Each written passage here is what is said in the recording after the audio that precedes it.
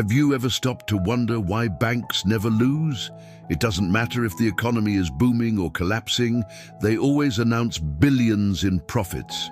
And here's the question almost no one asks. Where does all that money come from? The answer is simple and brutal.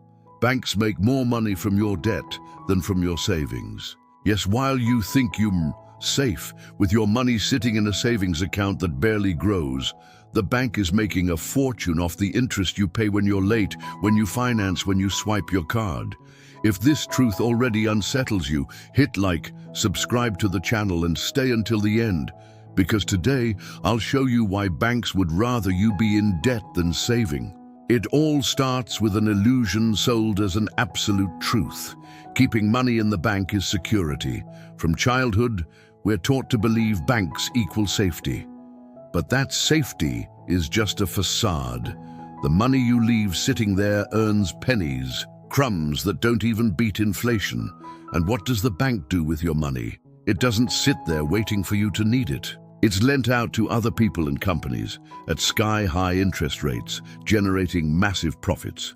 The bank pays you 0.5% and charges 15%, 30%, even 400% annually from those who borrow. It's the perfect business. The more you owe, the more they win.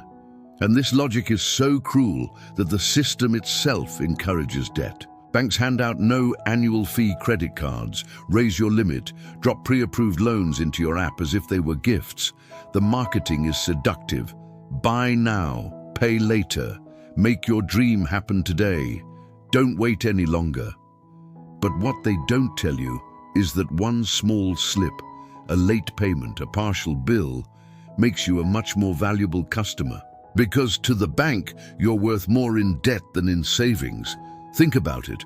When you deposit $1,000 into the bank, how much do they pay you back each month? A few cents. But if you owe $1,000 on a credit card and can't pay it off, how much can the bank make in just a few months with interest and fees? Hundreds of dollars. That's why banks grow even in crises. While people fight to get out of the red, they feed on that same red. Mass debt is the engine that drives their record profits. And here's the cruel part. It's no accident. It's a carefully engineered trap. Look around. How many bank branches have you seen? How many credit offers?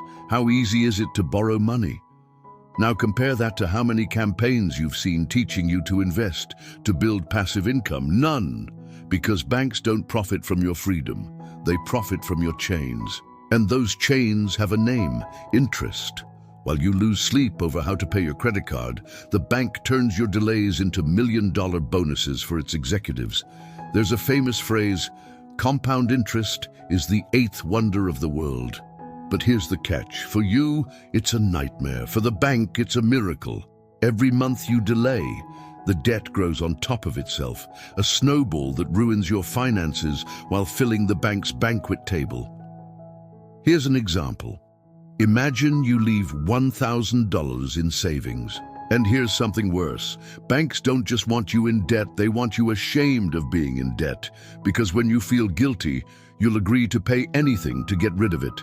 You'll accept refinancing, abusive interest, unfair conditions, and the cycle never ends. Shame is another weapon of the system to keep you silent, to stop you from realizing it's not you who's irresponsible. It's the game rigged so you lose. Meanwhile, big investors are playing by different rules. They don't pay interest, they collect it. They don't live off wages, they live off returns. They lend money to governments, to corporations, to the very banking system itself. While you work to pay bills, they're watching interest roll into their accounts. They've understood the secret. The key isn't keeping money in the bank, it's making the bank work for you. And that secret never reaches you, because they don't want it to. Have you noticed how banks never call to teach you how to invest, but always call to offer you credit? Have you seen how easy it is to get financing, but how many barriers they put up when you want to withdraw large investments? The system is built to make freedom hard and captivity easy, and those still captive keep fueling the ones already free. It's an unfair trade where you give sweat and they celebrate with your money. But here's the truth, you can flip the game. It's not easy because it goes against everything you were taught. But it's possible. When you learn to invest, to use compound interest in your favor, when you understand credit isn't a gift but a trap, you start rewriting your relationship with money. You stop being a slave and start being the owner. History proves it. Mary, a teacher drowning in debt, realized she was paying 3 times what she owed just in interest. She cut her card, renegotiated debts, and started investing a small part of her salary. In a few years, she was debt-free and had saved more than she ever imagined.